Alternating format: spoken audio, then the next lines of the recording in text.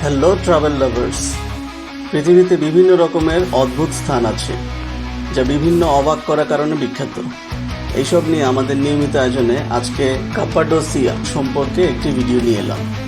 কাপ্পাডোসিয়া তুরস্কের একটি অনন্য ও ঐতিহাসিক অঞ্চল, যা তার অসাধারণ ভূতাত্ত্বিক গঠন, গুহা বাসস্থান এবং সমৃদ্ধ ইতিহাস ও সংস্কৃতির জন্য বিখ্যাত। এটি তুরস্কের মধ্যাঞ্চলে নিগদে প্রদেশের মধ্যে অবস্থিত। কাপ্পাডোসিয়ার সবচেয়ে বিখ্যাত বৈশিষ্ট্য হল এর শঙ্কু আকৃতির শিলা গঠন, যা কয়েক মিলিয়ন বছর ধরে আগ্নেয়গিরির অগ্ন্যুৎপাত, ক্ষয় এবং বায়ু প্রবাহের ফলে তৈরি হয়েছে।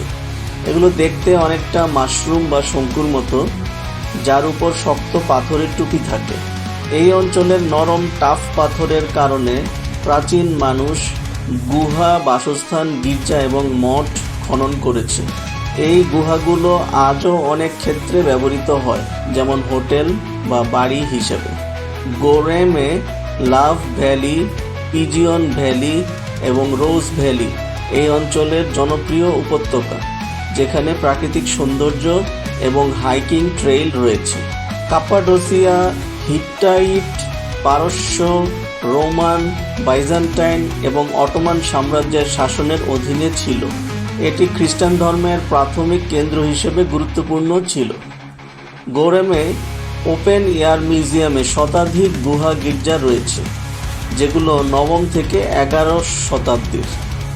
এই গির্জাগুলোতে খ্রিস্টান ফ্রেঞ্চও রয়েছে, যা শিল্প ও ধর্মীয় ইতিহাসের নিদর্শন। কাপ্পাডোসিয়ার আরেকটি আকর্ষণ হল ভূগর্ভস্থ শহর, যেমন দেরিনকুয়ু এবং কায়মাকলি।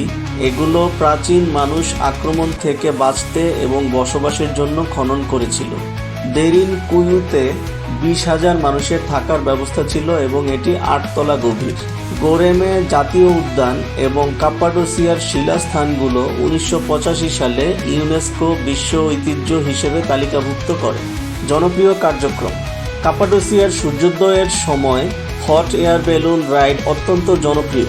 এটি অঞ্চলের অপূর্ব দৃশ্য উপভোগ করার সেরা উপায়। বিভিন্ন উপত্যকায় হাইকিং ট্রেইল রয়েছে, যেখানে পর্যটকরা প্রাকৃতিক সৌন্দর্য ও ঐতিহাসিক স্থান দেখতে পারেন। অনেক পর্যটক গুহা হোটেলে থাকার অভিজ্ঞতা নিতে চান, যা ঐতিহ্যবাহী এবং আধুনিক সুযোগ সুবিধা সমৃদ্ধ। কাপ্পাডোসিয়ার জলবায়ু গ্রীষ্মে উষ্ণ 25 থেকে 35 ডিগ্রি এবং শীতে ঠান্ডা -5 থেকে 5 ডিগ্রি পর্যন্ত। বসন্ত এপ্রিল থেকে জুন এবং শরৎ সেপ্টেম্বর থেকে অক্টোবর ভ্রমণের জন্য সবচেয়ে উপযুক্ত সময়, কারণ এই সময় আবহাওয়া মনোরম থাকে। শীতকালে তুষারপাত হয়, যা কাপ্পাডোসিয়াকে আরও সুন্দর করে।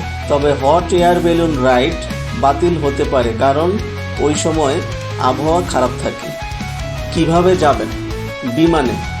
কাপ্পাডোসিয়ার নিকটতম বিমানবন্দর হল নেভশেহির কাপ্পাডোসিয়া বিমানবন্দর এবং কায়সেরি এরকিলেট বিমানবন্দর। ইস্তাম্বুল বা আস্কারা থেকে নিয়মিত ফ্লাইট রয়েছে। বাসে ইস্তাম্বুল, আস্কারা বা ইজমির থেকে নেভশেহির বা গোরেমে পর্যন্ত রাত্রিকালীন বাস রয়েছে।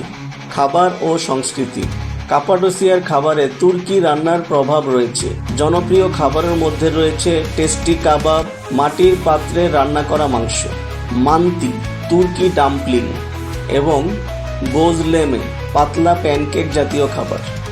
পর্যটন টিপস: স্থানীয় গাইড বা ট্যুর নেওয়া ভালো, কারণ অনেক ঐতিহাসিক স্থানের বিস্তারিত ইতিহাস বোঝার জন্য গাইড প্রয়োজন। হট এয়ার বেলুন রাইডের জন্য আগে থেকেই বুকিং করুন, বিশেষ করে ব্যস্ত মৌসুমে।